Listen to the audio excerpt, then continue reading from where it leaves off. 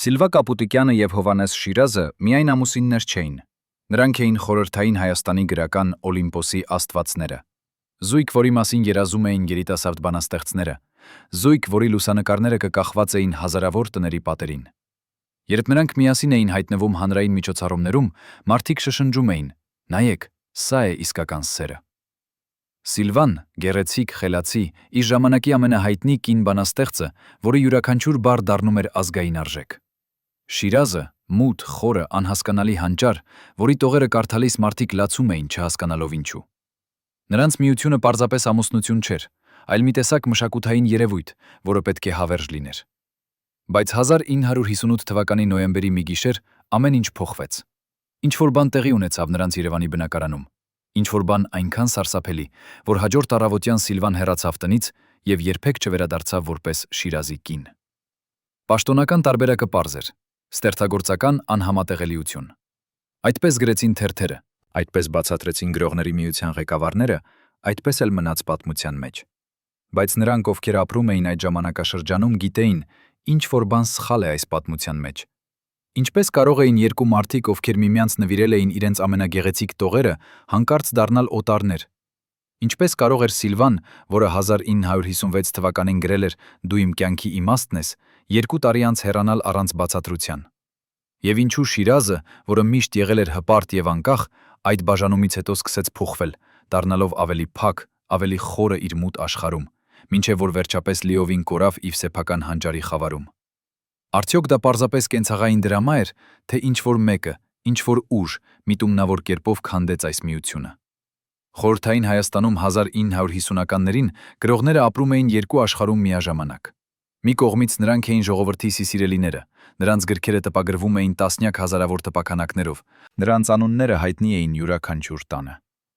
Մյուս կողմից նրանք ապրում էին անընդհատ վերահսկողության տակ, որտեղ յուրաքանչյուր բառ, յուրաքանչյուր շարժում կարող էր մեկնաբանվել որպես ազգայնականություն կամ ապակողմնորոշում։ Սիլվան և Շիրազը գտնվում էին այս համակարգի կենտրոնում, չափազանց հայտնի, որպեսզի անտեսվեն, և չափազանց տաղանդավոր, որպեսզի ամբողջությամբ վերահսկվեն։ Նրանց ամուսնությունը դարձել էր մի տեսակ խորհրդանիշ, ապացույց, որ խորհրդային համակարգում հնարավոր է ստեղծագործական ազատություն և անձնական երջանկություն։ Բայց ինչ տեղի ունեցավ, երբ այդ խորհրդանիշը սկսեց ճաքել։ Ով էր շահագրգռված, որ այդ իդեալական զույգը քանդվի։ 1956 թվականին Սիլվան գրեց իր ամենահայտնի ստեղծագործություններից մեկը՝ «Իմ հայրենիքը»։ Բանաստեղծությունը դարձավ հիմն, երգվեց ամբողջ խորհրդային միությունում, թարգմանվեց տասնյակ լեզուներով։ Նույն տարում Շիրազը հրատարակեց «Երկրի աղը», ավելի մութ, ավելի փիլիսոփայական ժողովածու, որը քննադատները չհասկացան, բայց ընթերցողները սիրեցին իր անկեղծության համար։ Երկուսն էլ գագաթնակետում էին իրենց ստեղծագործական ուժի, բայց հենց այդ ժամանակ, երբ ամեն ինչ կատարյալ թվում էր, սկսվեց ինչ-որ բան, որը ոչ ոք չէր տեսնում դրսից։ Սիլվայի մերձավոր ընկերուհիները հետագայում հիշում էին, որ նա սկսել էր խոսել Շիրազի տարօրինակ վարքագծի մասին։ Ոչ թե բռնություն, ոչ թե դավաճանություն, ինչ-որ բան ավելի անհասկանալի։ Նա փոխվում է, ասում էր Սիլվան։ Նա այլևս նույն մարդը չէ, ում ես ճանաչել եմ։ Բայց ինչ էր նշանակում այդ փոփոխությունը։ Արդյոք Շիրազը իսկապես սկսում էր կորցնել իր մտավոր հավասարակշռությունը, թե Սիլվան տեսնում էր ինչ-որ բան, որը մյուսները չէին նկատում։ Գրողների միության արխիվներում պահպանվել է մի փաստաթուղթ, որը երբեք չի հրապարակվել լայն հանրությանը։ 1957 թվականի մարտի 12-ին Սիլվա Կապուտիկյանը դիմում է գրել միության քարտուղարին, խնդրելով ժամանակավոր ստեղծագործական արձակուրդ։ Դիմումի լեզուն պաշտոնական է, բայց ով ուշադիր կարդա, կնկատի անհանգստության նշաններ։ Անհրաժեշտ է հեռանալ Երևանից որոշ ժամանակով։ Անձնական հանգամանքներ, որոնք խանգարում են ստեղծագործական աշխատանքին։ Դիմումը հաստատվեց անմիջապես, առանց որևէ հարցի։ Սիլվան մեկնեց Մոսկվա, որտեղ մնաց 6 ամիս։ 6 ամիս, որի ընթացքում Շիրազը մնաց Երևանում միայնակ, լուռ, շարունակելով գրել բանաստեղծություններ, որոնք դառնում էին ավելի ու ավելի անհասկանալի։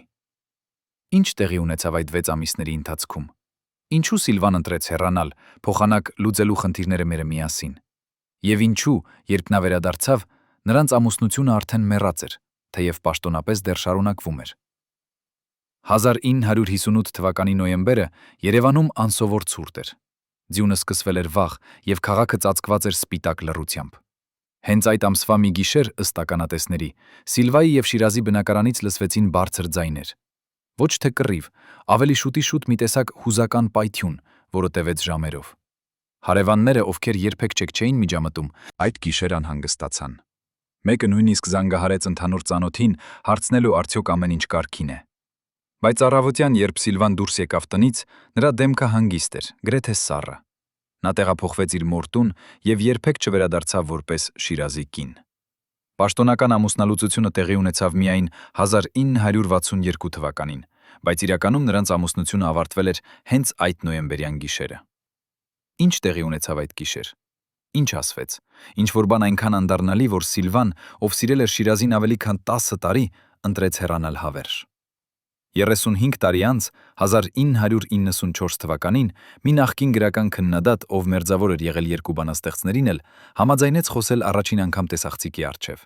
Նրա անունը մենք չենք հրապարակի, նա դեռ ապրում է եւ չի ցանկանում հրապարակայնություն, բայց այն, ինչ նա պատմեց, փոխում է ամեն ինչ, ինչ մենք կարծում էինք, որ գիտենք Սիլվայի եւ Շիրազի բաժանման մասին։ Շիրազը չէր խելագարվել, ասում է նա, ձեռքերը դողալով, թեև անցել է ավելի քան 3 տասնամյակ, նա պարզապես տեսավ ինչ-որ բան, որը մենք չէինք տեսնում։ Նա հասկացավ, որ նրանց ամուսնությունը դարձել է քաղաքական գործիք, որ նրանց օգտագործում են որպես ապացույց, որ համակարգը աշխատում է, եւ նա չէր կարող դա տանել։ Այս հայտարարությունը բացում է ամբողջովին նոր հեռանկար։ Արդյոք Շիրազի տարօրինակ վարքագիծը, որի մասին խոսում էր Սիլվան, իրականում գիտակցված ապստամբություն էր համակարգի դեմ։ Արդյոք նա միտումնավոր էր քանդում իրենց իդեալական պատկերը, որպեսզի ազատվի այն բեռից, որ դրել էին նրանց վրա։ Քննադատը շարունակում է. Սիլվան սիրում էր նրան, բայց նա նաև սիրում էր իր դերը։ Նա էր ազգային բանաստեղծուհին, խորհրդային Հայաստանի ձայնը, կինը, ով ապացուցում էր, որ կարելի է լինել եւ հայրենասեր, եւ խորհրդային։ Շիրազի ապստամբությունը սպառնում էր այդ ամենին։ Եթե նա բացահայտորեն ընդդիմանար համակարգին, Սիլվան էլ կդատապարտվեր ասոցիացիայի միջոցով։ Նրանց բաժանումը եղավ Սիլվայի ընտրությունը, փրկել իր կարիերան, իր ազդեցությունը, իր ունակությունը շարունակել գրել եւ հրատարակվել։ Այս տեսակետը սարսափելի է իր անկեղծությամբ։ Արդյոք Սիլվան իսկապես ընտրեց իր ստեղծագործական ազատությունը Շիրազի նկատմամբ իր սիրո փոխարեն։ Արդյոք դա եղավ ողբերգական, բայց անհրաժեշտ զոհաբերություն, թե պարզապես դավաճանություն։ Եվ ինչու այս պատմությունը թաքցվեց կեսդար։ Ով էր շահագրգռված, որ ճշմարտությունը երբեք չբացահայտվի։ 1958 թվականի դեկտեմբերին, ճիշտ մի ամիս անց նրանց վերջին վեճից, Շիրազը հրատարակեց մի փոքրիկ բանաստեղծություն Լիտերատուրնայա գազետաում։ Բանաստեղծությունը կոչվում էր «Լռություն» եւ բաղկացած էր ընդամենը 6 տողից։ Բայց այդ 6 տողը պարունակում էին ամբողջ ցավը, որը Շիրազը զգում էր։ Երբ խոսքերը դառնում են սուտ, լռությունը դառնում է միակ ճշմարտությունը, գրում էր նա։ Քննադատները մեկնաբանեցին այն որպես փիլիսոփայական մտորում, բայց նրանք, ովքեր ճանաչում էին Շիրազին, հասկացան դա էր նրա ամուսնալուծության մանիֆեստը։ Նա ընտրել էր լռությունը, որովհետև խոսելը նշանակում էր ստել իր մասին, Սիլվայի մասին, նրանց սիրո մասին։ Եվ Շիրազը, ով ամբողջ կյանքում պայքարել էր անկեղծության համար իր բանաստեղծության մեջ, չէր կարող ստել իր կյանքում։ Բայց եթե Շիրազը ընտրեց լռությունը, ապա ինչու Սիլվան էլ երբեք չխոսեց բաժանման իսկական պատճառների մասին։ Նրա հետագա հարցազրույցներում, երբ լրագրողները փորձում էին հարցնել Շիրազի մասին, նա միշտ պատասխանում էր նույն ձևով. Մենք մնացինք ընկերներ, պարզապես մեր ստեղծագործական ճանապարհները տարբեր էին։ Այս պատասխանը կրկնվեց տասնյակ անգամներ, տարիներ շարունակ, մինչև որ դարձավ պաշտոնական տարբերակ։ Բայց ով ուշադիր լսեր Սիլվայի ձայնը, երբ նա ասում էր այդ բառերը, կնկատեր փոքրիկ դողը, փոքրիկ դադարը, նախքան ընկերներ բառը արտասանելը։ Կարծես նա ինքն էլ չէր հավատում այն, ինչ ասում էր, բայց պարտավոր էր ասել, որովհետև այլ տարբերակ չկար։ Ինչու Սիլվան ընտրեց պաշտպանել այս սուտը։ Արդյոք նա փորձում էր պաշտպանել Շիրազի հիշատակը, թե իր սեփական հեղինակությունը։ 1960 թվականին, 2 տարի անց բաժանումից, Շիրազը հրատարակեց իր վերջին մեծ ժողովածուն՝ Անտառային երգեր։ Գիրքը լի էր մութ, գրեթե սուրռեալիստական պատկերներով, որոնք շատերը չհասկացան։ Բայց մի բանաստեղծություն առանձնանում էր մյուսներից՝ Կորած տունը։ Այն պատմում էր մի տան մասին, որը կառուցվել էր սիրով, բայց հետո լքվել, ոչ թե քանդվել, այլ պարզապես թողնվել դատարկ, որպիսի դանդաղ փլչի ժամանակի ընթացքում։ Յուրաքանչյուր տող էր մետաֆորա նրանց ամուսնության մասին։ Պատերը դեռ կանգուն են, բայց ներսում ոչինչ չի մնացել, գրում է Շիրազը։ Դռները բաց են, բայց ոչ ոք չի մտնում, որովհետև բոլորը գիտեն, այստեղ այլևս ոչ ոք չի ապրում։ Սիլվան կարդաց այս բանաստեղծությունը։ Ընկերները հիշում են, որ նա լաց եղավ, երբ կարդաց, բայց երբեք չմեկնաբանեց։ Ինչու նա ընտրեց լռել, երբ Շիրազը բացահայտորեն գրում էր նրանց ողբերգության մասին։ Արդյոք նա զգում էր մեղք, թե պարզապես չուներ ինչ ասել։ Գրողների միության նախկին քարտուղարը, ով աշխատել է 1950-ականներին եւ 60-ականներին, հիշում է մի դրվագ, որը երբեք չի ներառվել պաշտոնական պատմագրության մեջ։ 1961 թվականին, երբ Սիլվան ստացավ Լենինյան մրցանակ, խորհրդային գրականության ամենաբարձր պարգևը, հանդիսությունը տեղի ունեցավ Մոսկվայում։ Շիրազը չմասնակցեց։ Պաշտոնական բացատրությունը՝ հիվանդություն։ Բայց քարտուղարը հիշում է, որ Շիրազին հրավիրել էին, նույնիսկ ճնշում էին գործադրել, որ մասնակցի, որովհետև նրա բացակայությունը կարող էր սխալ մեկնաբանվել։ Շիրազը հրաժարվեց։ «Ես չեմ կարող ծափահարել սուտը», ասաց նա քարտուղարին։ «Եթե ես այնտեղ գնամ, ես կդառնամ այդ սուտի մասը»։ Այս խոսքերը երբեք չհրապարակվեցին, բայց դրանք բացահայտում են Շիրազի ներքին պայքարը։ Նա չէր ատում Սիլվային, նա ատում էր համակարգը, որը ստիպել էր նրանց բաժանվել, եւ չէր կարող կեղծավորել կարծես ամեն ինչ կարգին է։ Գին է։ Բայց եթե Շիրազը եւ Սիլվան բաժանվեցին քաղաքական պատճառներով, ապա ինչու նրանց անձնական նամակները, որոնք պահպանվել են արխիվներում, լի են այնքան անձնական ցավով։ Ինչու Սիլվան տարիներ անց դեռ պահպանում էր Շիրազի նվերած գրքերը, նրա ձեռագրերը, նույնիսկ փոքրիկ նշումները, որոնք նա թողել էր նրա համար։ Ինչու Շիրազը մինչև իր մահը 1969 թվականին երբեք չամուսնացավ կրկին, չնայած շատ կանայք հետաքրքրված էին նրանով։ Եթե դա միայն քաղաքական հաշվարկ էր, ապա ինչու երկուսն էլ շարունակեցին տառապել տասնամյակներ շարունակ։ Պատասխանը հավանաբար ավելի բարդ է, քան մենք կցանկանայինք հավատալ։ Հավանաբար դա եղավ եւ քաղաքական ճնշում, եւ անձնական անհամատեղելիություն, եւ Շիրազի աճող մտավոր անկայունություն, եւ Սիլվայի ընտրությունը փրկել այն, ինչ կարող էր փրկել։ Բայց ամենակարևորը դա եղավ ողբերգություն, որը կարելի էր խուսափել, եթե նրանք ապրեին այլ ժամանակաշրջանում, այլ համակարգում, որտեղ սերը կարող էր լինել պարզապես սեր, առանց դառնալու քաղաքական հայտարարություն։ 1965 թվականին, 5 տարի անց Շիրազի մահից, Սիլվան տվեց մի հազվագյուտ հարցազրույց, որտեղ լրագրողը համարձակվեց հարցնել ուղղակիորեն, արդյոք դուք երբևէ զղջացել եք ձեր բաժանումից։ Սիլվան լռեց երկար, շատ երկար, եւ հետո ասաց. Կան որոշումներ, որոնք դու կայացնում ես ոչ թե որովհետև ուզում ես, այլ որովհետև պետք է։ Եվ դու ապրում ես այդ որոշումների հետ մնացած կյանքդ։ Դա չէր պատասխան հարցին, բայց դա էր ամենաանկեղծ բանը, որ Սիլվան երբևէ ասել է այդ թեմայի մասին։ Նրա ձայնը դողում էր, երբ նա ասում էր այդ բառերը, եւ հարցազրույցը արագ անցավ այլ թեմայի։ Բայց այդ մի պահը բավական էր հասկանալու, որ Սիլվան կրում էր այդ բեռը մինչև իր վերջին օրերը։ Նրանց ընդհանուր ընկերներից մեկը, ով մնաց մերձավոր երկուսին էլ մինչև վերջ, պատմում է մի պատմություն, որը երբեք չի հրապարակվել։ 1989 թվականին, երբ Սիլվան հիվանդանում էր, արդեն տարեց եւ թույլ, նա խնդրեց այդ ընկերոջը բերել Շիրազի բոլոր նամակները, որոնք պահպանել էր տարիներ շարունակ։ Ընկերը բերեց դրանք, եւ Սիլվան ամբողջ գիշեր կարդաց դրանք, լալով։ Առավոտյան նա ասաց. «Գիտես, ամենավատն այն է, որ մենք երկուսս էլ ճիշտ էինք։ Նա ճիշտ էր, որ չէր կարող ապրել սուտի մեջ։ Ես ճիշտ էի, որ չէի կարող թողնել ամեն ինչ եւ հետեւել նրան անհայտության մեջ։ Բայց երկուսս էլ կորցրինք այն, ինչ ամենաթանկն էր»։ Այս խոստովանությունը, արված մահից մի քանի ամիս առաջ, հավանաբար ամենամոտն է ճշմարտությանը, որին մենք երբևէ կհասնենք։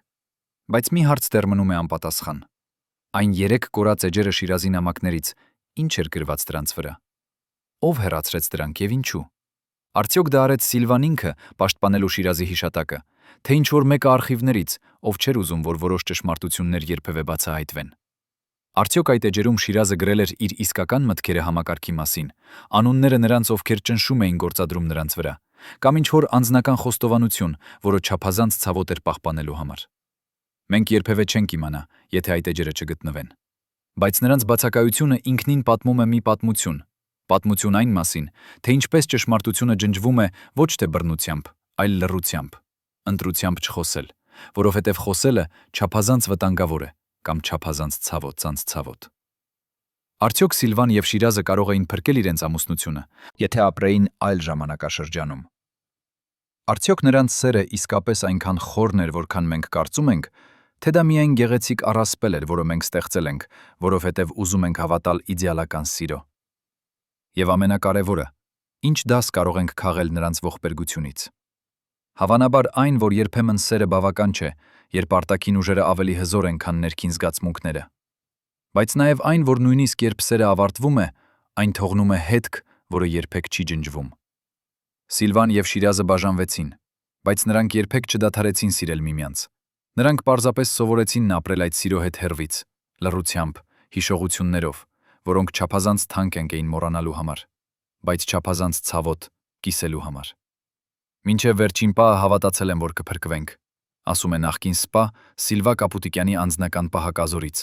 ձեռքերը դեռ դողալով 35 տարի անց։ Ինչ գիտեր այս մարդը, ինչ որ մենք չգիտենք։ Այս երեկո 3 նախկին անդամներ Գրողների միության ներքին շրջանակից խոսում են առաջին անգամ տեսախցիկի առջև այն գաղտնիքների մասին, որոնք պահել են տասնամյակներ շարունակ։ Նրանց բացահայտումները կփոխեն ամեն ինչ, ինչ դուք կարծում էիք, որ գիտեք Սիլվայի եւ Շիրազի վերջին օրերի մասին։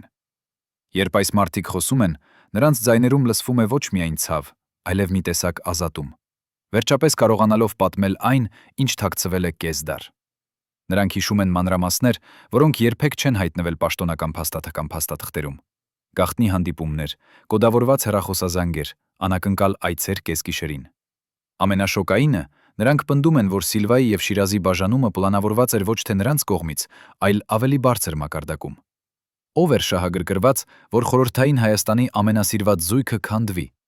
Եվ ինչու այս ականատեսները համարձակվեցին խոսել միայն հիմա, երբ բոլոր հիմնական հերոսները արդեն մեռած են։ Նախկին սպան, որի անունը մենք կկոչենք Արամ, հիշում է 1957 թվականի ապրիլի մի օր, երբ Սիլվայի տուն եկավ անսպասելի այցելու։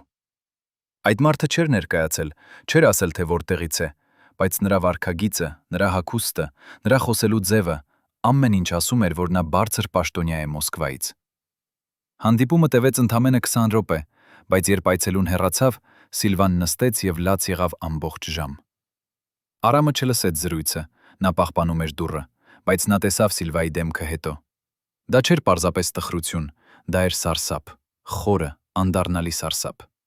Ինչ ասվեց այդ 20 րոպեում։ Արամը չգիտի ճշգրիտ բառերը, բայց նա գիտի արդյունքը։ 2 շաբաթ անց Սիլվան դիմեց ստեղծագործական արձակուրդի համար եւ մեկնեց Մոսկվա։ Արդյոք այդ այցելուն սպառնաց նրան, թե պարզապես բացատրեց իրականությունը, որ Շիրազի հետ մնալը նշանակում է կարիերայի ավարտ, հրատարակումների արգելք, հավանաբար նույնիսկ ավելի վատ բան։ Արդյոք Սիլվան ընտրեց փրկել ինքն իրեն, թե նրան ընտրություն չտվեցին։ Երկրորդ ականատեսը, նախկին խմբագիր Գրողների միության հրատարակչությունից, հիշում է ավելի վաղ դրվագ։ 1956 թվականի աշնանը, երբ Շիրազը ներկայացրեց իր նոր ժողովածուի ձեռագիրը, խմբագրական խորհուրդը մերժեց այն։ Պաշտոնական պատճառը՝ ձևական փորձարարություններ, որոնք հասկանալի չեն լայն ընթերցողին։ Բայց խմբագիրը, որը մասնակցել էր այդ նիստին, հիշում է ավելի շատ բան։ Նիստից առաջ, մի ժամ առաջ, խորհրդի քարտուղարը ստացավ հեռախոսազանգ։ Զրույցը տևեց 3 րոպե, եւ հետո քարտուղարը հավաքեց 2 ամենաազդեցիկ անդամներին եւ ինչ-որ բան շշնջաց նրանց։ Երբ նիստը սկսվեց, արդյունքը արդեն որոշված էր։ Շիրազի ձեռագիրը մերժվեց միաձայն, առանց իսկական քննարկման։ Խմբագիրը չգիտի, թե ով էր զանգահարել եւ ինչ էր ասել, բայց նա գիտի, որ դա չէր սովորական խմբագրական որոշում։ Դա էր հրահանգ վերևից, սկսել Շիրազի մեկուսացումը, դանդաղ, զգուշորեն, որպեսզի չլինի սկանդալ, բայց անխուսափելիորեն։ Երրորդ ականատեսը, նախկին բժիշկ, ով բուժել է 2 բանաստեղծներին էլ, բացահայտում է ամենաանհանգիստ մանրամասները։ 1958 թվականի հոկտեմբերին, ճիշտ մի ամիս առաջ այն ճակատագրական գիշերվա, Շիրազը եկավ նրա մոտ գաղտնի խորհրդատվության համար։ Շիրազը չէր գանգատվում ֆիզիկական ցավերից, նա խոսում էր անկնությունից, պարանոյայից, զգացումից, որ նրան հետևում են։ Բժիշկը առաջարկեց հանգստացնող դեղամիջոցներ, բայց Շիրազը հրաժարվեց։ Եթե ես սկսեմ դեղեր ընդունել, նրանք կասեն, որ ես խելագարվել եմ, ասաց նա, եւ հետո նրանք կարող են անել ինձ հետ ինչ ուզեն։ Բժիշկը փորձեց համոզել նրան, որ դա պարանոյա է, բայց Շիրազը պնդեց. Դու չես հասկանում։ Երբ դու դառնում ես խոչընդոտ, նրանք գտնում են ճանապարհ քեզ հեռացնելու։ Ոչ բռնությամբ, դա չափազանց կոպիտ է։ Նրանք քեզ դարձնում են խելագար, եւ հետո ոչ ոք չի հավատում քեզ։ Արդյոք Շիրազը իսկապես տառապում էր պարանոյայից, թե նա տեսնում էր իրական վտանգ, որը մյուսները չէին նկատում։ Այս 3 վկայությունները միասին ստեղծում են մի պատկեր, որը շատ ավելի մութ է, քան պաշտոնական տարբերակը։ Սիլվայի եւ Շիրազի բաժանումը չէր պարզապես անձնական ընտրություն կամ ստեղծագործական անհամատեղելիություն։ Դա էր համակարգված գործողություն, բաժանել երկու մարդկանց, ովքեր միասին դարձել էին չափազանց ազդեցիկ, չափազանց անկախ, չափազանց վտանգավոր, իդեալի խորհրդանիշ։ Բայց ով էր կազմակերպում այս գործողությունը։ Արդյոք դա էր Մոսկվայի որոշումը, վախենալով, որ Շիրազի աճող ազգայնականությունը կարող է վարակել Սիլվային, թե դա էր տեղական մրցակիցների աշխատանքը, ովքեր նախանձում էին նրանց հաջողությանը եւ ուզում էին տեսնել նրանց անկումը։ Կամ ամենավատ տարբերակը, արդյոք Սիլվան ինքը համագործակցեց այս պլանին, հասկանալով, որ դիմադրությունը անիմաստ է եւ ընտրելով փրկել այն, ինչ կարող էր փրկել։ Պատկերացրեք, որ դուք եք այն 12 մարդկանցից մեկը, ովքեր գիտեին ամեն ինչ Սիլվայի եւ Շիրազի մասին։ Յուրաքանչյուր բժշկական գաղտնիք, յուրաքանչյուր փախուստի պլան, յուրաքանչյուր թանչուր թաքնված թունել Երևանի տակ։ Հիմա պատկերացրեք, որ պետք է ընտրեք՝ պահպանել ձեր հավատարմությունը կամ փրկել ձեր կյանքը։ 22 դեկտեմբերի 1989 թվականին այս մարդիկ կատարեցին ընտրություն, որը փոխեց Հայաստանի պատմությունը։ Բայց սպասեք, մենք խոսում ենք Ռումինիայի մասին, ոչ թե Հայաստանի։ Կամ մենք խոսում ենք Սիլվայի եւ Շիրազի մասին, ոչ թե Չաուշեսկուի։ Այս շփոթությունը ինքնին ասում է ինչ-որ բան կարևոր։ Բոլոր խորհրդային ռեժիմներում, բոլոր երկրներում նույն սցենարը կրկնվում էր։ Մարդիկ, ովքեր գիտեին չափազանց շատ, պետք է ընտրեին լռել կամ տառապել։ Սիլվայի եւ Շիրազի շրջապատում էլ կային այդպիսի մարդիկ, ընկերներ, գործընկերներ, հարազատներ, ովքեր տեսնում էին, թե ինչ է տեղի ունենում, բայց չէին կարող ոչինչ անել։ Նախկին գրական քննադատ Լևոն Մելիքյանը, ով մերձավոր էր եղել երկու բանաստեղծներին էլ, հիշում է մի զրույց Շիրազի հետ 1958 թվականի սեպտեմբերին։ Նրանք նստած էին Շիրազի աշխատասենյակում, խմում էին հայկական կոնյակ, եւ Շիրազը հանկարծ ասաց. «Գիտես, Լևոն, ամենավատը չէ, որ քեզ ատում են, ամենավատը, երբ քեզ սիրում են սխալ պատճառներով»։ Լևոնը չհասկացավ անմիջապես, բայց Շիրազը բացատրեց. «Մարդիկ սիրում են Սիլվային եւ ինձ, որովհետեւ մենք ենք իդեալական զույգը, ապացույցը, որ համակարգը աշխատում է։ Բայց եթե մենք բաժանվենք, մենք դառնանք ապացույց, որ համակարգը ձախողվում է։ Եվ համակարգը չի կարող թույլ տալ այդպիսի ապացույց»։ Այս խոսքերը ասված 2 ամիս առաջ բաժանումից ցույց են տալիս, որ Շիրազը հասկանում էր իրավիճակը շատ ավելի խորը, քան ուրիշները կարծում էին։ Նա գիտեր, որ նրանց ամուսնությունը դարձել էր քաղաքական գործիք, եւ որ այդ գործիքը կոտրելը կունենա հետևանքներ։ Բայց եթե Շիրազը հասկանում էր վտանգը, ինչու նա չփորձեց խուսափել դրանից։ Ինչու նա շարունակեց գրել ավելի ու ավելի սուր բանաստեղծություններ, ավելի ու ավելի բացահայտ քննադատություններ համակարգի նկատմամբ։ Արդյոք դա էր ինքնասպանական հակումներ, թե հերոսություն։ Լևոն Մելիքյանը կարծում է, որ դա էր ինչ-որ բան ավելի բարդ։ Շիրազը չէր կարող ապրել կեղծիքի մեջ։ Նրա համար բանաստեղծությունը ճշմարտություն էր, եւ եթե նա չէր կարող գրել ճշմարտությունը, ապա նա նախընտրում էր չգրել ընդհանրապես։ Բայց չգրելը նրա համար նշանակում էր չապրել, այնպես որ նա ընտրեց գրել ճշմարտությունը եւ ընդունել հետևանքները։ Այս ընտրությունը բարոյական եւ ողբերգական միաժամանակ դարձավ Շիրազի վերջին մեծ ստեղծագործական ակտը, ոչ թե բանաստեղծություն, այլ կյանք, որը ապրվեց համաձայն սկզբունքների, նույնիսկ երբ այդ սկզբունքները տանում էին դեպի ավերակ։ Սիլվայի ընտրությունը տարբեր էր, բայց ոչ պակաս ողբերգական։ Նախկին ընկերուհի Արփինե Սարգսյանը հիշում է զրույց Սիլվայի հետ 1958 թվականի նոյեմբերին, ճիշտ մի շաբաթ առաջ վերջնական բաժանումից։ Սիլվան ասաց. «Ես սիրում եմ նրան, բայց ես չեմ կարող հետևել նրան այնտեղ, ուր նա գնում է։ Նա ընտրել է ճշմարտությունը, բայց ես ունեմ պարտականություններ, իմ երեխաների նկատմամբ, իմ ընթերցողների նկատմամբ, իմ ժողովրդի նկատմամբ։ Եթե ես հետևեմ նրան, ես կորցնեմ ամեն ինչ, եւ ինչի համար, որպեսզի մենք երկուսս էլ լռեցվենք»։ Այս խոսքերը ցույց են տալիս Սիլվայի ներքին պայքարը, սերը ընդդեմ պարտականության, անհատականը ընդդեմ հավաքականի։ Նա ընտրեց պարտականությունը, բայց այդ ընտրությունը նրան արժեցավ ամեն ինչ, ինչ նա ամենաշատն էր սիրում։ Արդյոք դա եղավ դավաճանություն, թե զոհաբերություն։ Կախված է նրանից, թե ում եք հարցնում։ Բայց կա մեկ ուրիշ տեսակետ, որը հազվադեպ է քննարկվում։ Եթե Սիլվան մնար Շիրազի հետ, եթե նա ընտրեր սերը պարտականության փոխարեն, ինչ կլիներ արդյունքը։ Արդյոք նրանք երկուսն էլ կլռեցվեին, կմոռացվեին, կդառնային զգուշացում ուրիշների համար։ Թե նրանց միասին դիմադրությունը կստեղծեր ինչ-որ բան ավելի հզոր, ինչ-որ շարժում, որը կարող էր փոխել բաներ։ Մենք երբեք չենք իմանա, որովհետև Սիլվան ընտրեց ապահով ճանապարհը, բայց արդյոք դա իսկապես ապահով էր։ Նա փրկեց իր կարիերան, իր ունակությունը շարունակել գրել եւ վրատարակվել, բայց նա կորցրեց այն մարդուն, ում սիրում էր, եւ ապրեց մնացած կյանքը այդ կորստի հետ։ Արդյոք դա արժեր։ Ինչ տեղի է ունենում, երբ դիկտատորը ունենում է գլխացավ։ Անձնական բժիշկը գաղտնի կանչվում է պալատ։ Ոչ մի ախտորոշում չի հասնում պաշտոնական փաստաթղթերին, բայց անվտանգության արխիվները պահպանում են ցուցակ դեղամիջոցների, որոնք պատվիրվել են դիկտատորի համար։ Այս ցուցակը բացահայտում է հիվանդություն, որը Նիկոլայ Չաուշեսկուն թաքցրել է ռումինական ժողովրդից տասնամյակներ շարունակ։ Բայց սպասեք, մենք խոսում ենք Շիրազի մասին, ոչ թե Չաուշեսկուի։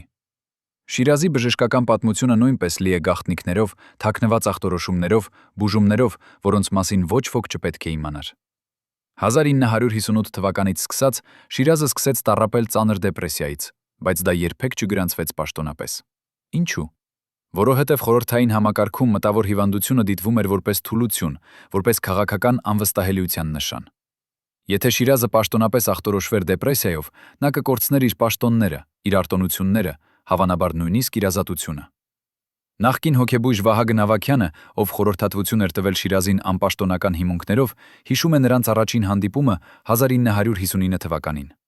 Շիրազը եկավ ոչ թե որպես հիվանդ, այլ որպես ընկեր, ով ուզում է խոսել։ Նրանք հանդիպեցին ոչ թե հոսպիտալում, այլ Շիրազի տանը, երեկոյան, երբ ոչ ոք չէր տեսնի։ Շիրազը նկարագրեց իր ախտանիշները՝ անքնություն, ախորժակի կորուստ, անընդհատ անհանգստություն, զգացում, որ կյանքը կորցրել է իմաստը։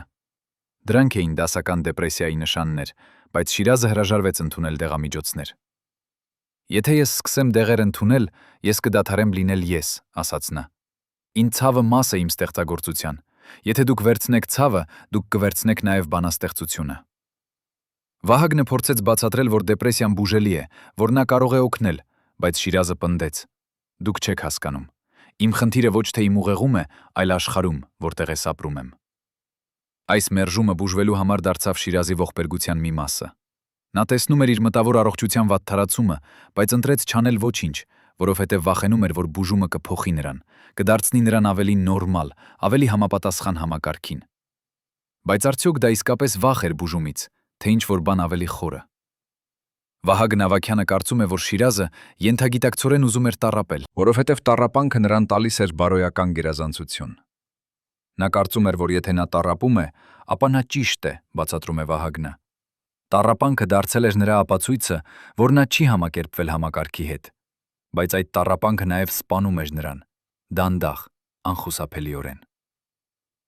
Արդյոք Շիրազի մահը 1969 թվականին եղավ բնական, թե ինքնասպանություն, ոչ թե ակտիվ, այլ պասիվ, մերժելով օգնությունը, որը կարող էր փրկել նրան։ Սիլվան գիտեր Շիրազի մտավոր վիճակի մասին։ Նա տեսավ նրա վատթարացումը, նա փորձեց օգնել, բայց Շիրազը մերժեց նրա օգնությունը նույնպես։ Նախկին ընկերուհի Արփինե Սարգսյանը հիշում է, որ Սիլվան մի անգամ ասաց. «Ես չեմ կարող փրկել մարդուն, ով չի ուզում փրկվել»։ Այս անզորությունը, անկարողությունը օգնել սիրելի մարդուն, ով ինքն իրեն ոչնչացնում է, եղավ Սիլվայի ամենամեծ տառապանքը։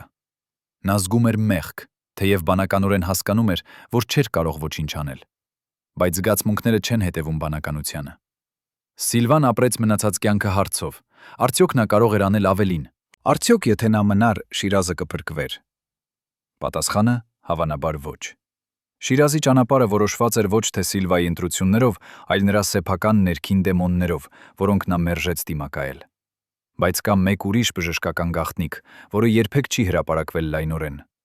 1960 թվականին, ճիշտ առաջ Շիրազի մահից, նա ախտորոշվեց սրտի լուրջ հիվանդությամբ։ Բժիշկները ասացին, որ նա պետք է դադարեցնի ծխելը, խմելը, սթրեսը։ Շիրազը անտեսեց բոլոր խորհուրդները։ Նա շարունակեց ծխել 2 տուփ օրական, խմել կոնյակ յուրաքանչյուր երեկո, աշխատել գիշերները գրելով բանաստեղծություններ, որոնք դառնում էին ավելի ու ավելի մութ։ Երբ ընկերները հարցնում էին, թե ինչու նա չի հոգում իր առողջության մասին, նա պատասխանում էր.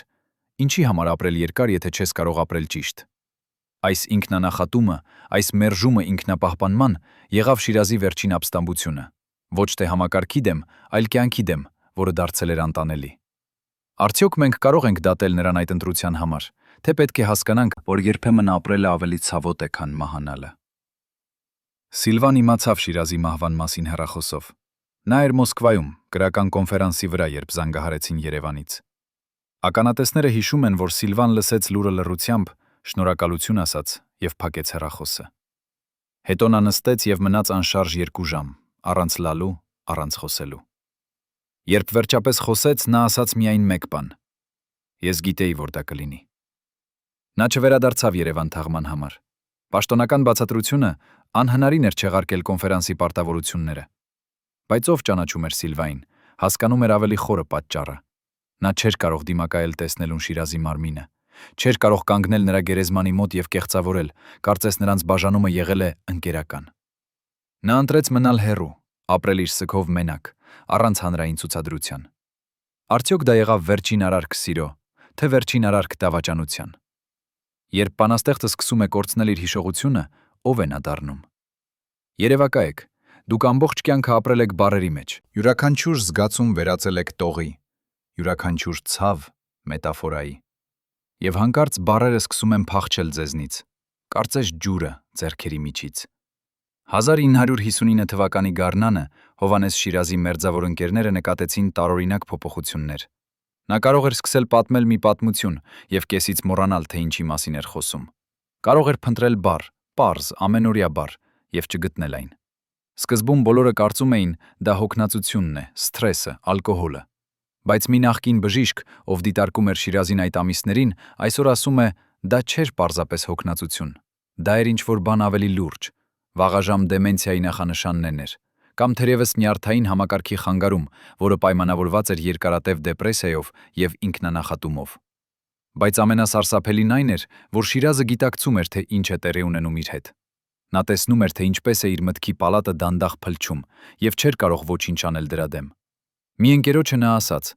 երբ բանաստեղծը կորցնում է բառերը, նա կորցնում է ինքն իրեն։ Եվ ես զգում եմ, թե ինչպես եմ ես դանդաղ անհետանում։ Արդյոք այս ինքնագիտակցումը դարձավ նրա վերջին տառապանքը, տեսնել սեփական մտքի մահը, մինչդեռ մարմինը դեռ շարունակում էր ապրել։ Նույն ժամանակահատվածում Սիլվա Կապուտիկյանը գտնվում էր իր կարիերայի գագաթնակետում։ Նրա բանաստեղծությունները թարգմանվում էին տասնյակ լեզուներով։ Նա ճանապարհորդում էր Խորհրդային Միության տարբեր հանրապետություններում, հանդիպում էր ընթերցողների հետ, ստանում էր պարգևներ։ Արտաքինից ամեն ինչ կատարյալ էր, բայց նրա մերձավոր ընկերները նկատում էին ինչ-որ բան տարօրինակ։ Սիլվան երբեք չէր խոսում Շիրազի մասին։ Երբ լրագրողները հարցնում էին նրա նախկին ամուսնու մասին, նա տալիս էր կարճ պաշտոնական պատասխաններ եւ անմիջապես փոխում թեման։ Երբ հին ընկերները փորձում էին հիշել նրանց ընդհանուր անցյալը, Սիլվան դառնում էր լուռ եւ հեռավոր։ Կարծես նա ջնջել էր այդ տարիները իր հիշողությունից, կարծես Շիրազը երբեք չէր եղել նրա կյանքում։ Բայց մի գիշեր, 1960 թվականի ամռանը, Սիլվայի դուստրը պատահաբար լսեց, թե ինչպես է մայրը լալիս իր սենյակում։ Երբ մտավ ներս, տեսավ Սիլվային նստած գետնին, շրջապատված հին լուսանկարներով եւ նամակներով։ Լուսանկարները Շիրազի հետ էին, նամակները նրանից։ Սիլվան չէր ջնջել ոչինչ, նա պարզապես թաքցրել էր ամեն ինչ այնքան խորը, որ նույնիսկ ինքը հազվադեպ էր համարձակվում նայել։ Բայց ցավը չէր անհետացել, այն պարզապես սպասում էր մութ անկյունում, պատրաստ պայթելու ամենաանսպասելի պահին։ Գրողների միության նախկին քարտուղար Արշակ Գրիգորյանը պահպանել է մի փաստաթուղթ, որը երբեք չի ներառվել պաշտոնական արխիվներում։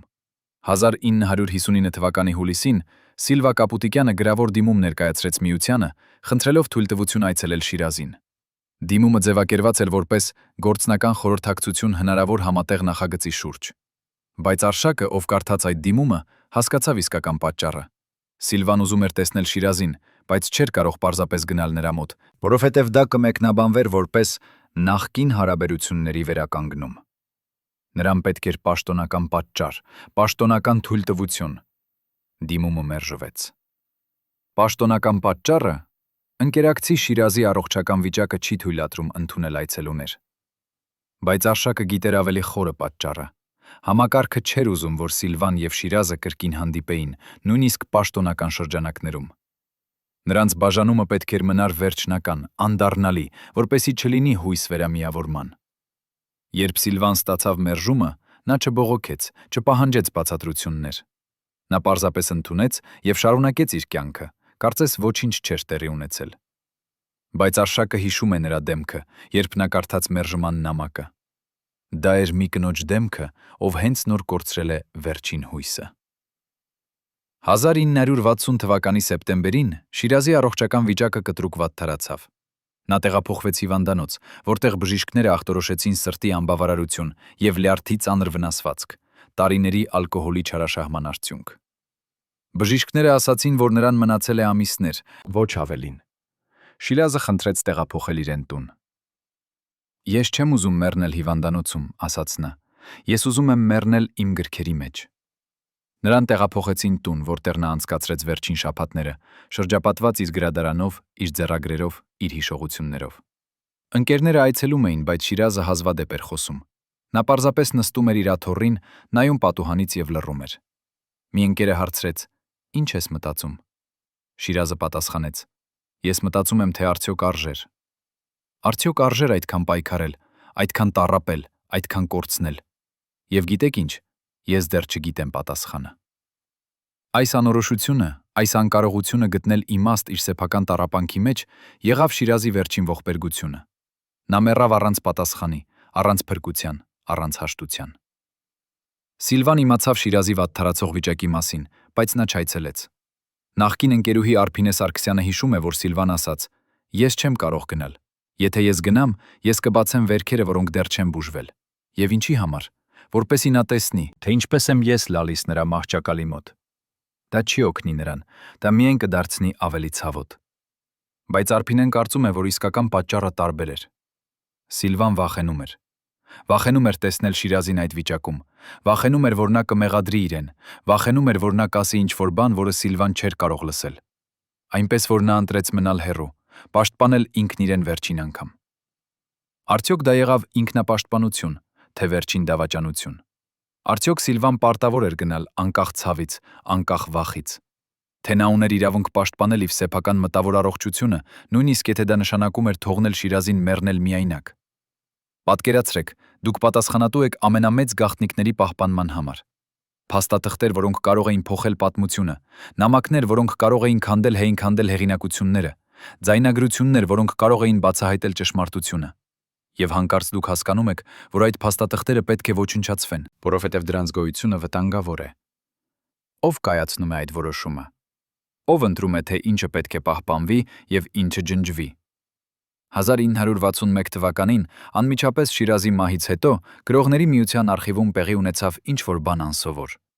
3 օր անընդմեջ մի խումբ մարդիկ աշխատեցին փակ դռների հետևում, դասակարգելով Շիրազի անձնական փաստաթղթերը։ Ով էին այդ մարդիկը։ Ինչ էին նրանք փնտրում, եւ ամենակարևորը, ինչ վերցրին նրանք։ Նախկին արխիվիստ Սոնա Հակոբյանը, ով աշխատում էր այդ ժամանակ, հիշում է.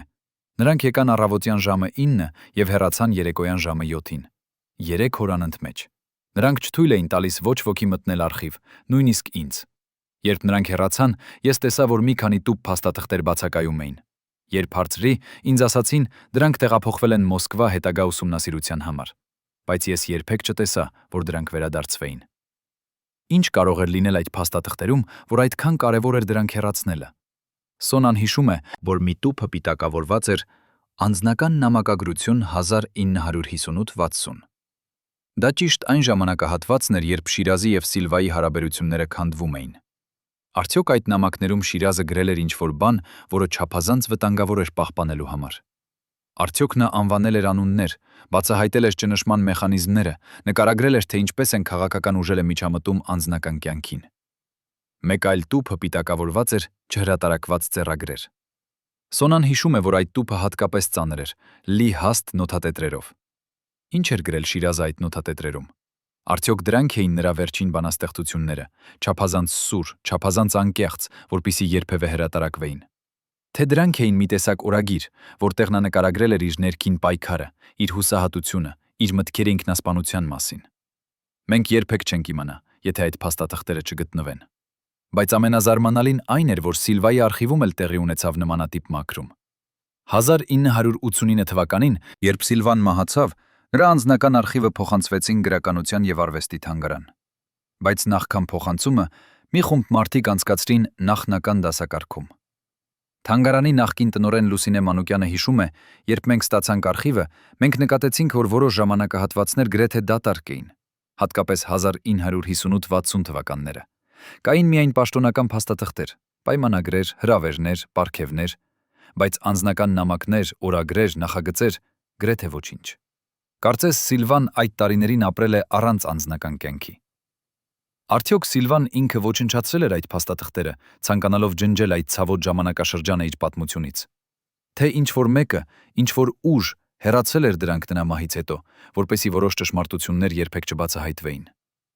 Կա մի տեսություն, որը շրջանառվում է հայ գրական շրջանակներում, բայց երբեք չի հեչի հաստատվել։ Ըստ այս տեսության, Սիլվան եւ Շիրազը պահպանում էին գաղտնի նամակագրություն նույնիսկ իրենց բաժանումից հետո։ Նամակներ, որոնք նրանք երբեք չուղարկեցին միմյանց,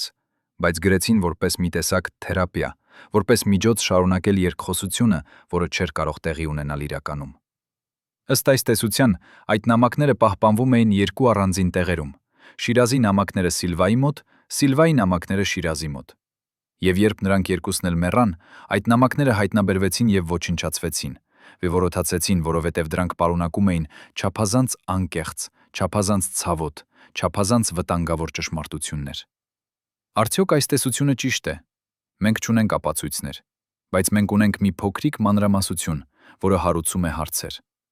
1989 թվականին, երբ Սիլվայի տունը դատարկվում էր նրա մահից հետո, հարևանները տեսան, թե ինչպես է մի մարդ դուրս բերում մի մեծ տուփ եւ այրում այն բակում։ Ո՞վ էր այդ մարդը։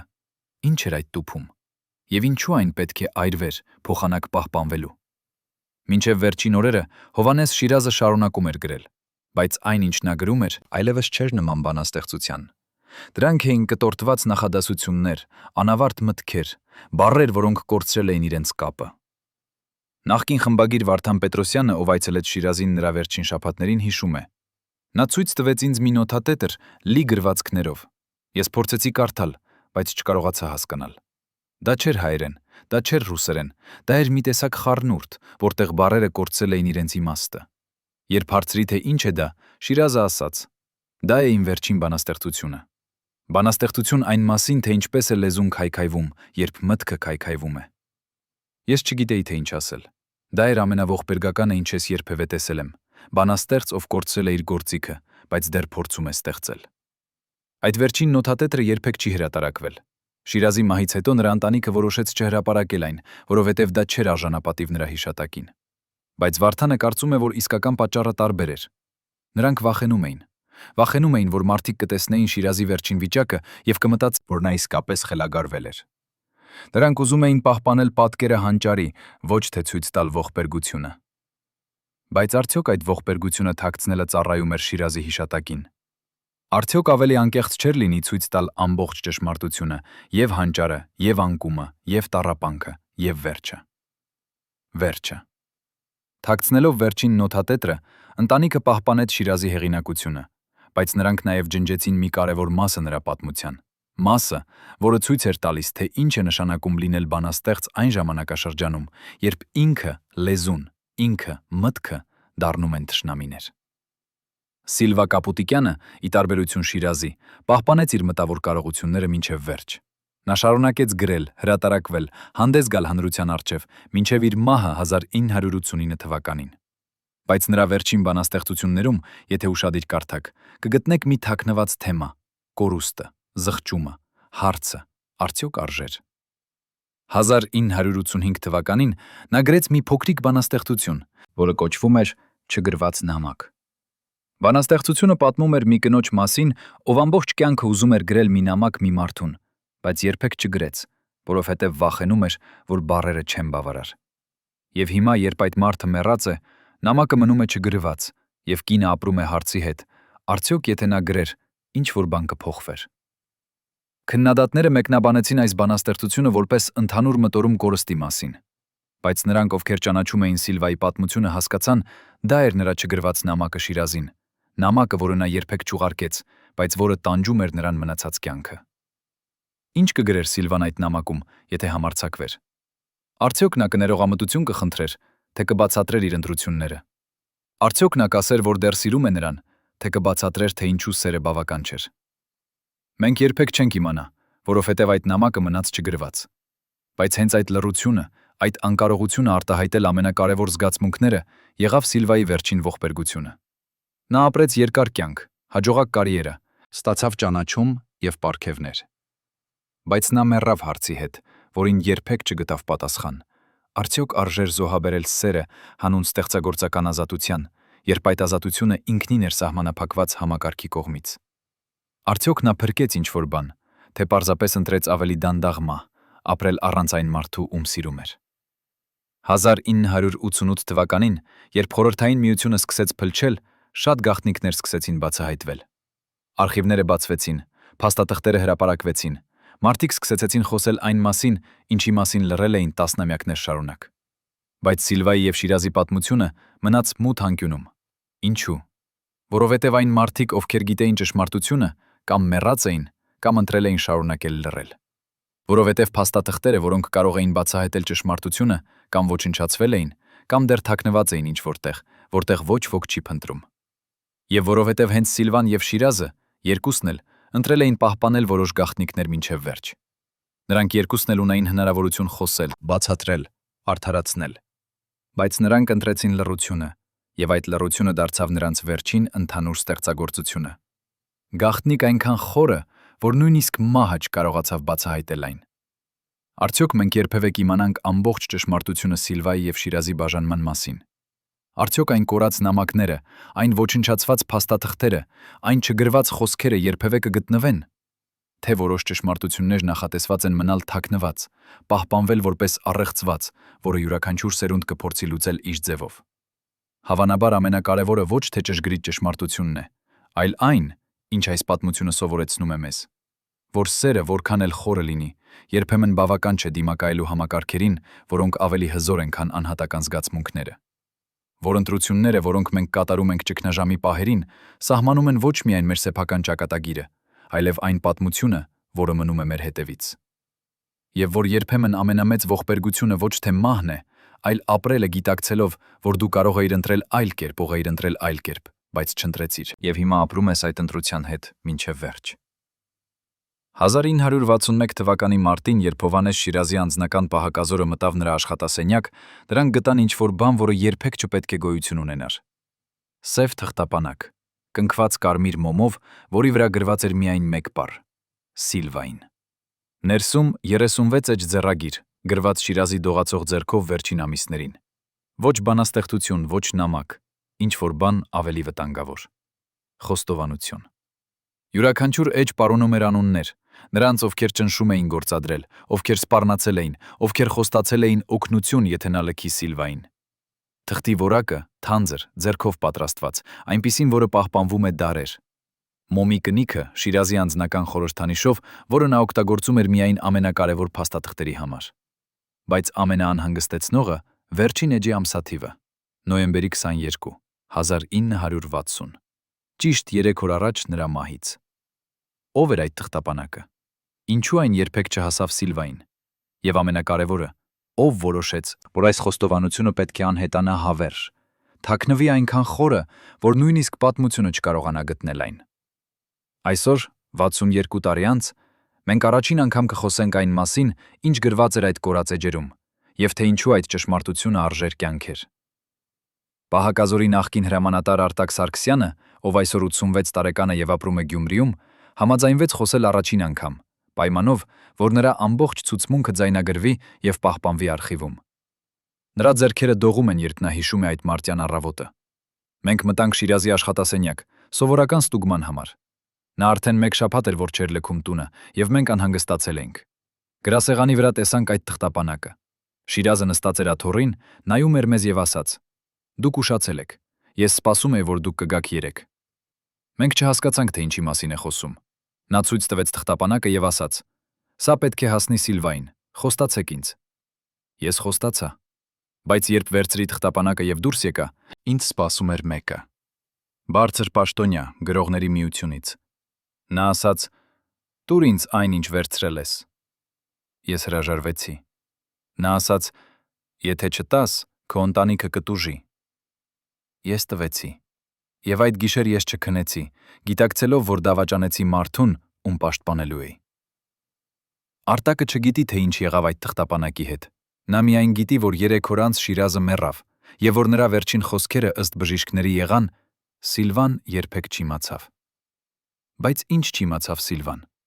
Արտակը հիշում է մի մանրամասնություն, որը տանջում է նրան մինչև այսօր։ Երբ այդ պաշտոնյան վերցրեց թղթապանակը, նա բացեց այն, կարդաց առաջին էջը եւ գունատվեց։ Հետո նայեց ինձ եւ ասաց. «Դու երբեք չես խոսի այս մասին։ Երբեք»։ Ես տեսա նրա աչքերում վախը։ Ոչ թե զայրույթ, ոչ թե սպառնալիք, Մաքուր վախ։ Ինչ որ բան այդ էջերում այնքան սարսափելի էր, որ նույնիսկ բարձր պաշտոնյան վախենում էր դրանից։ Ինչ կարող էր գրել Շիրազը, որ առաջացնում էր այդպիսի ռեակցիա։ Արդյոք նա անվանել էր կոնկրետ անուններ, նրա, ովքեր կազմակերպել էին նրա եւ Սիլվայի բաժանումը։ Արդյոք նա բացահայտել էր մեխանիզմները, որոնցով խորհրդային համակարգը վերահսկում էր նույնիսկ ամենաինտիմ հարաբերությունները։ Թե նա գրել էր ինչ-որ բան ավելի անձնական, ավելի ցավոտ, ճշմարտությունը նրանց սիրո մասին, ճշմարտությունը, որը կարող էր քանդել բոլոր պաշտոնական տարբերակները։ Գրողների միության նախկին քարտուղար Վահագն Մկրտչյանը, ով այսօր 91 տարեկան է, հիշում է մի խորհրդակցություն, որը տեղի ունեցավ 1961 թվականի մարտի 26-ին, ճիշտ 2 շաբաթ անց Շիրազի մահից։ Խորհրդակցությանը մասնակցում էին 5 մարդ, բոլորը բարձր պաշտոնյաներ, բոլորը երդված գաղտնիության։ Օրակարգում մեկ հարց. Շիրազի ժառանգության կառավարում։ Վահագնը որպես քարտուղար պարտավոր էր ներկա լինել, բայց ոչ խոսել։ Նա հիշում է զրույցի հատվածներ։ Մեկը ասաց. «Մենք ունենք խնդիր։ Շիրազը թողել է փաստաթղթեր, որոնք չեն կարող հրապարակվել»։ Մեկ ուրիշը հարցրեց. «Որքան վտանգավոր են դրանք»։ Առաջինը պատասխանեց. «Բավականաչափ, որպեսզի վնասեն ոչ միայն անհատների, այլև ամբողջ համակարգի հեղինակությանը»։ Երրորդը առաջարկեց. «Ոչնչացնենք»։ Բայց չորրորդը ամենատարեց եւ ամենաազդեցիկը ասաց. «Ոչ։ Ոչնչացումը թողնում է հետքեր։ Մենք պետք է դրանք թաքցնենք այնքան խորը, որ ոչ ոք երբեք չմտածի փնտրել»։ Եվ այդպես էլ արեցին։ Վահագնը չգիտի, թե որտեղ թաքցվեցին այդ փաստաթղթերը։ Նա միայն գիտի, որ դրանք չոչնչացվեցին, որովհետև խորհրդային համակարգը երբեք չոչնչացնում էր կարևոր տեղեկատվությունը, միշտ պահպանում էր որպես հնարավոր զենք ապագայի համար։ Ինչ որտեղ, ինչ որ արխիվում, ինչ որ գաղտնի պահարանում, այդ թղթապանակը դեռ գոյություն ունի, ասում է Վահագնը։ Եվ ով գտնի այն, կգտնի ճշմարտությունը, որը փոխելու է ամեն ինչ, ինչ մինչ մենք կարծում ենք, որ գիտենք Սիլվայի եւ Շիրազի մասին։ Բայց արդյոք մենք ուզում ենք գտնել այդ ճշմարտությունը։ Արդյոք ավելի լավ չէ թողնել որոշ գաղտնիքներ թաքնված, պահպանել իդեալը, նույնիսկ եթե այդ իդեալը կառուցված է կիսաճշմարտությունների վրա։ Վահագնը կարծում է ոչ։ Ճշմարտությունը միշտ ավելի լավ է, քան գեղեցիկ սուտը, ասում է նա։ Նույնիսկ եթե այդ ճշմարտությունը ցավոտ է, նույնիսկ եթե այն քանդում է մեր պատկերացումները, որովհետև միայն ճշմարտությունը կարող է ազատել մեզ անցյալի ուրվականներից։ Երևակայեք, դուք եք այն 12 մարդկանցից մեկը, ովքեր գիտեին ամեն ինչ Սիլվա Կապուտիկյանի եւ Հովհաննես Շիրազի մասին, յուրաքանչյուր գաղտնի հանդիպում, յուրաքանչյուր սպառնալիք, յուրաքանչյուր փորձ հաշտեցնել նրանց։ Հիմա երևակայեք, որ պետք է ընտրեք պահպանել ձեր լռությունը կամ բացահայտել ճշմարտությունը։ 1961 թվականի ապրիլին այս 12 մարդիկ հավաքվեցին գաղտնի նիստի համար։ Նրանք բոլորը գիտեին, որ Շիրազը մեռել է, թողնելով փաստաթղթեր, որոնք կարող էին քանդել նրանց բոլորին։ Նրանք բոլորը գիտեին, որ Սիլվան շարունակում է ապրել, չգիտակցելով ամբողջ ճշմարտությանը։ Եվ նրանք բոլորը պետք է որոշեին ինչ անել։ Նախկին գրական քննադատ Սերգեյ Ավագյանը, ով մասնակցել է այդ նիստին, այսօր ասում է. «Մենք քննարկեցինք 3 տարբերակ։ Առաջինը ամեն ինչ պատմել Սիլվային, երկրորդը հրապարակել ամեն ինչ, երրորդը լռել հավերժ։ Քվեարկեցինք։ 12-ից 10-ը ընտրեցին երրորդ տարբերակը։ Երկուսս, ես եւ մեկ ուրիշը, ընտրեցինք առաջին տարբերակը։ Բայց մեծամասնությունը հաղթեց, եւ մենք երդվեցինք, որ երբեք չենք խոսի»։ Ինչու 10 մարդ ընտրեցին լռությունը։ Սերգեյը բացատրում է. «Նրանք վախենում էին, որ եթե ճշմարտությունը բացահայտվի, դա կքանդի ոչ միայն Սիլվայի եւ Շիրազի հիշատակը, այլև ամբողջ հայ գրականության հեղինակությունը։ Մարդիկ հավատում էին իդեալին, երկու հանճարներիսի սերը, որը հավերժ է։ Եթե մենք ասեինք, որ այդ սերը քանդվել է քաղաքական ճնշումների տակ, որ նրանց բաժանումը ոչ թե բնական էր, այլ հարկադրված, մարդիկ կկորցնեին հավատը։ Եվ մենք չէինք ուզում դա անել։ Բայց արդյոք այդ որոշումը ճիշտ էր։ Արդյոք պահպանել սուտ իդեալը ավելի կարևոր է, քան բացահայտել ցավոտ ճշմարտությունը։ Սերգեյը կարծում է ոչ։ Մենք սխալվեցինք, ասում է նա։ Մենք պահպանեցինք իդեալը, բայց մենք նաև դավաճանեցինք Շիրազին, ով ուզում էր, որ ճշմարտությունը իմացվի։ Մենք դավաճանեցինք Սիլվային, ով ապրեց մնացած կյանքը չգիտակցելով, թե ինչ իսկապես տեղի ունեցավ։ Եվ մենք դավաճանեցինք ինքներս մեզ, ընտրելով հարմարավետ սուտը դժվար ճշմարտության փոխարեն։ Բայց ինչ էր այդ ճշմարտությունը, որը այդ 12 մարդիկ գիտեին եւ որոշեցին թաքցնել։ Սերգեյը համաձայնվեց պատմել, բայց միայն ընդհանուր գծերով, առանց անունների, առանց կոնկրետ մանրամասների։ Շիրազի եւ Սիլվայի բաժանումը սկսվեց 1956 թվականին, ասում է նա, երբ Շիրազը սկսեց գրել ավելի ազգայնական բանաստեղծություններ։ Մոսկվան անհանգստացավ։ Նրանք վախենում էին, որ Շիրազը կարող է դառնալ խորհրդանիշ հայ ազգայնականության համար, եւ նրանք որոշեցին նվազեցնել նրա ազդեցությունը։ Ինչպես? Բաժանելով նրան Սիլվայից։ Սիլվան էր ավելի համապատասխանը, ավելի վերահսկելին։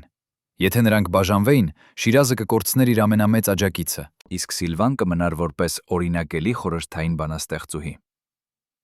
Այս պլանը իրականացվեց քայլ առ քայլ, սկզբում նուրբ ակնարկներով, հետո ավելի բացահայտ ճնշումներով, վերջապես ուղղակի սպառնալիքներով։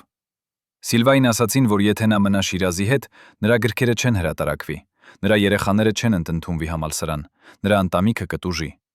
Շիրազին ասացին, որ եթե նա չլքի Սիլվային, նա կմեկուսացվի, կդատապարտվի որպես ազգայնական շեղում, հավանաբար նույնիսկ կձերբակալվի։ Սիլվան ընտրեց հեռանալ։ Ոչ թե որովհետև չէր սիրում Շիրազին, այլ որովհետև հասկացավ, որ դիմադրությունը անիմաստ է։ Նա փորձեց փրկել այն, ինչ կարող էր փրկել՝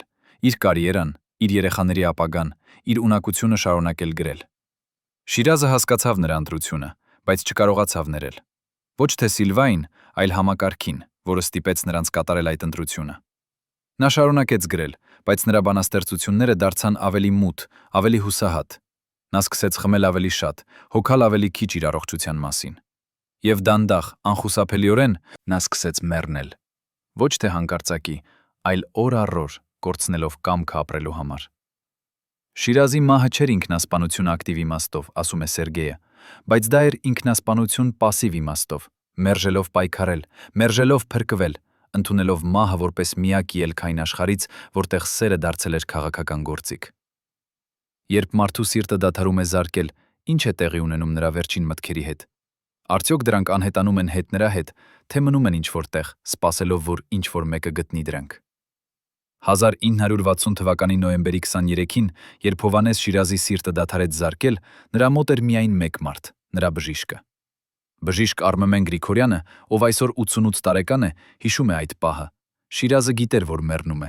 Նրա վերջին ժամերին նա խնդրեց ինձ բերել թուղթ եւ գրիչ։ Ես բերի։ Նա փորձեց գրել, բայց ձեռքերը չէին հնազանդվում։ Նա կարողացավ գրել միայն երկու բառ՝ Սիլվա եւ Ներիր։ Հետո գրիչը ընկավ նրա ձեռքից, եւ նա փակեց աչքերը։ Ես մտածեցի՝ մեռավ։ Բայց հետո նա բացեց աչքերը վերջին անգամ, նայեց ինձ եւ ասաց. «Պատմիր նրան։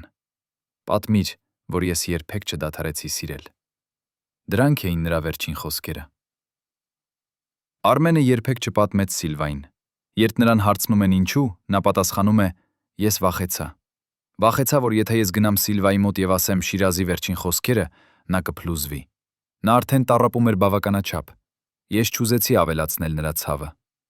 Բայց արդյոք դա ճիշտ որոշում էր։ Արդյոք Սիլվան չուներ իրավունք իմանալ Շիրազի վերջին խոսքերը։ Արմենը այսօր կարծում է ոչ։ Ես սխալվեցի, ասում է նա։ Սիլվան ուներ իրավունք իմանալ։ Նույնիսկ եթե դա ցավոտ էր, նույնիսկ եթե դա կբացեր հին վերքերը։ Նա ուներ իրավունք իմանալ, որ Շիրազը մեռավ սիրելով նրան, ներելով նրան, հասկանալով նրա ընտրությունը։ Բայց ես զրկեցի նրան այդ իրավունքից, եւ այդ մեղքը տանում եմ մինչև այսօր։ Բայց կա մեկ ուրիշ գաղտնիք, որը Արմենը պահպանել է 62 տարի։ Շիրազի մահից հետո, երբ նա պատրաստում էր մարմինը թաղման համար, նա գտավ ինչ-որ բան Շիրազի ներքին գրպանում։ Փոքրիկ ծրար, փաթաթված հին թերթում։ Ներսում Սիլվայի լուսանկարը,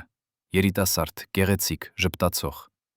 Լուսանկարի հետևում գրված Շիրազի ձեռքով «Իմ միակ իսկական սերը»։ Արմենը վերցրեց այդ լուսանկարը եւ պահեց։ Նա երբեք չտվեց այն Սիլվային, երբեք չհրապարակեց։ Ինչու՞։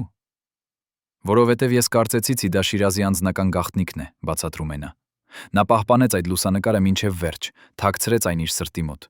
Դա էր նրա վերջին կապը Սիլվայի հետ, նրա վերջին ապացույցը, որ սերը չմեռավ, նույնիսկ երբ ամեն ինչ ավարտվեց։ Եվ ես չէի կարող խախտել այդ ինտիմությունը։ Այսօր, 62 տարի անց, Արմենը դեռ պահպանում է այդ լուսանկարը։ Նա ցույց է տալիս այն դեղին, մաշված, բայց դեռ տեսանելի։ Սիլվայի երիտասարդ դեմքը նայում է մեզ անցյալից, չգիտակցելով, թե ինչ ողբերգություն սպասում է նրան։ Սիլվա Կապուտիկյանը մեռավ 1989 թվականին, երբեք չիմանալով Շիրազի վերջին խոսքերը, երբեք չտեսնելով այդ լուսանկարը, որը նա պահպանել էր մինչև վերջ։ Նրա վերջին տարիներին, երբ ընկերները հարցնում էին Շիրազի մասին, նա միշտ պատասխանում էր նույն ձևով. «Դա անցյալ է, ես ապրում եմ ներկայում»։ Բայց նրա մերձավոր ընկերուհի Նունե Սարգսյանը հիշում է մի երեկո, երբ Սիլվան արդեն տարեց եւ հիվանդ, հանկարծ ասաց. «Գիտես, ամենավատն այն է, որ ես երբեք չիմացա, արդյոք նա ինձ ներեց։ Ես հեռացա, ես փրկեցի ինձ, բայց ես երբեք չիմացա, արդյոք նա հասկացավ, թե ինչու ես դա արեցի։ Եվ հիմա նա մեռած է, եւ ես երբեք չեմ իմանա»։ Այս անորոշությունը, այս անկարողությունը իմանալ, թե արդյոք նրա ընտրությունը հասկացվեց եւ ներվեց, եղավ Սիլվայի վերջին տանջանքը։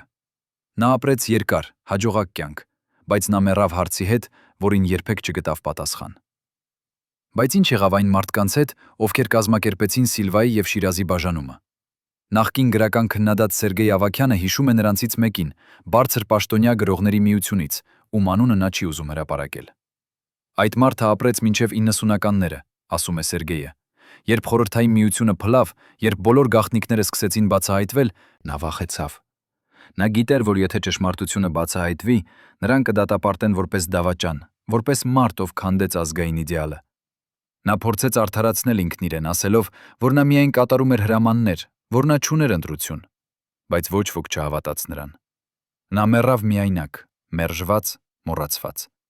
Եվ դա, հավանաբար, ավելի վատ էր, քան ցանկացած պաշտոնական պատիժ։ Արդյոք այս մարդիկ ստացան իրենց արդար պատիժը։ Արդյոք նրանց մեկուսացումը եւ մոռացումը բավական էր այն վնասի համար, որը նրանք պատճառեցին։ Սերգեյը կարծում է ոչ։ Իսկական պատիժը պետք է լիներ ճշմարտության բացահայտումը, ասում է նա։ Պետք է բոլորը իմանային, թե ինչ արեցին այս մարդիկ, ինչպես նրանք քանդեցին երկու մարդկանց կյանքը քաղաքական նպատակների համար։ Բայց մենք լռեցինք, եւ այդ լռությամբ մենք դարձանք նրանց համագործակիցները։ Այս մեղավորության զգացումը, այս գիտակցումը, որ լռությունը նույնքան վնասակար է, որքան ակտիվ մասնակցությունը, տանջում է Սերգեյին մինչև այսօր։ Նա որոշել է խոսել հիմա, 91 տարեկանում, որովհետև ես չեմ ուզում մեռնել այս գաղտնիքի հետ։ Ես ուզում եմ, որ ճշմարտությունը իմացվի, նույնիսկ եթե դա ուշ է, նույնիսկ եթե դա չի փոխի ոչինչ։ Գոնե պատմությունը կիմանա, թե ինչ իսկապես տեղի ունեցավ։ Տարիներ անց, երբ խորհրդային միությունը փլավ եւ Հայաստանը դարձավ անկախ, շատ բաներ փոխվեցին։ Արխիվները բացվեցին, գաղտնիքները սկսեցին բացահայտվել։ Մարդիկ սկսեցին խսին խոսել այն մասին, ինչի մասին լռել էին տասնամյակներ շարունակ։ Բայց Սիլվա Կապուտիկյանի եւ Հովհաննես Շիրազի պատմությունը մնաց մութ անկյունում։ Ինչու՞։ Որովհետև այն մարդիկ, ովքեր գիտեին ամբողջ ճշմարտությունը, մեծամասամբ մեռած էին։ Որովհետև փաստաթղթերը, որոնք կարող էին ապացուցել ճշմարտությունը, դեռ թաքնված էին ինչ-որտեղ։ Եվ որովհետև հայ հասարակությունը չէր պատրաստ ընդունել, որ նրանց ամենասիրելի իդեալը, երկու հանճարների հավերժ սերը, իրականում եղել է քաղաքական խաղի զոհ։ Բայց դանդաղ, շատ դանդաղ, ճշմարտությունը սկսեց ծագել։ 1990-ականներին մի քանի նախկին պաշտոնյաներ սկսեցին խոսել անանուն հարցազրույցներում։ 2000-ականներին մի քանի փաստաթղթեր հայտնաբերվեցին տեղական արխիվներում։ 2012 թվականին մի նախկին բժիշկ հրապարակեց հուշագրություն, որտեղ նկարագրեց Շիրազի վերջին օրերը։ Յուրաքանչյուր նոր բացահայտում ավելացնում էր մի կտոր փազլին, բայց ամբողջ պատկերը դեռ անավարտ էր։ Դեռ չկային անուններ, դեռ չկային կոնկրետ ապացույցներ, դեռ չկար այն մեկ փաստաթուղթը, որը կարող էր ապացուցել ամեն ինչ։ Այդ փաստաթուղթը, Շիրազի սև թղթապանակը, դեռ չի գտնվել։ Բայց նրանք, ովքեր փնտրում են, հավատում են, որ այն գոյություն ունի։ Նախկին արխիվիստ Սոնա Հակոբյանը, ով այսօր 84 տարեկան է, նվիրել է իր վերջին տարիները այդ թղթապանակի փնտրությանը։ Նա ուսումնասիրել է հարյուրավոր փաստաթղթեր, հարցազրույցներ է վերցրել տասնյակ ականատեսներից, հետևել է յուրաքանչյուր հնարավոր հետքի։ Ես գիտեմ, որ այն գոյություն ունի, ասում է նա։ Ես զգում եմ դա։ Ինչ-որ տեղ, ինչ-որ արխիվում, ինչ-որ անձնական հձնական հավաքածուում այդ թղթապանակը սպասում է, որ ինչ-որ մեկը գտնի այն։ Եվ երբ այն գտնվի, ամբողջ պատմությունը կփոխվի։ Բայց արդյոք մենք ուզում ենք, որ այդ պատմությունը փոխվի։ Արդյոք ավելի լավ չէ թողնել Սիլվային եւ Շիրազին որպես իդեալ, երկու հանճարներ, ովքեր սիրեցին եւ կորցրին միմյանց ողբերգական հանգամանքների պատճառով։ Արդյոք մենք պատրաստ ենք ընդունել ավելի բարդ, ավելի ցավոտ ճշմարտությունը, որ նրանց սերը դարձավ քաղաքական գործիք, որ նրանց բաժանումը կազմակերպվեց վերևից, որ նրանք երկուսն էլ եղան համակարգի զոհերը։ Սոնան կարծում է այո։ Մենք պարտավոր ենք իմանալ ճշմարտությունը, ասում է նա, ոչ թե որպեսի քանդենք իդեալը, այլ որպեսի հասկանանք իրական ողբերգությունը։ Սիլվան եւ Շիրազը չէին պարզապես սիրահարներ, ովքեր բաժանվեցին։ Նրանք էին երկու մարդիկ, ովքեր փորձեցին պահպանել իրենց սերը համակարգում, որը չէր թույլատրում անկախություն։ Եվ նրանք պարտվեցին։ Բայց նրանց պարտությունը սովորեցնում է մեզ ինչ-որ բան կարևոր, որ սերը որքան էլ հզոր լինի, երբեմն բավական չէ դիմակայելու համակարգերին, որոնք ավելի հզոր են, քան անհատական զգացմունքները։ Այսօր, երբ մենք նայում ենք Սիլվա Կապուտիկյանի եւ Հովհաննես Շիրազի լուսանկարներին, մենք տեսնում ենք երկու գեղեցիկ մարդկանց, ովքեր ժպտում են միմյանց։ Մենք կարդում ենք նրանց բանաստեղծությունները լի սիրով, կրքով, հույսով։ Եվ մենք ուզում ենք հավատալ, որ այդ սերը հավերժ էր, որ այդ կապը անկոտրում էր, բայց ճշմարտությունը ավելի բարդ է։ Նրանց սերը իսկական էր, բայց այն ապրեց աշխարհում, որտեղ անձնական զգացմունքները ենթակա էին քաղաքական հաշվարկներին։ Նրանք փորձեցին պայքարել, բայց համակարգը ավելի հզոր էր։ Նրանք բաժանվեցին, բայց երբեք չդադարեցին սիրել միմյանց։ Եվ այդ սերը, պահպանված գաղտնի նամակներում, թաքնված լուսանկարներում, չգրված խոսքերում, մնաց նրանց հետ մինչև վերջ։ Հիմա, երբ նրանք երկուսն էլ մեռած են, երբ նրանց ժամանակաշրջանը անցել է, երբ համակարգը, որը նրանց բաժանեց, փլավ է,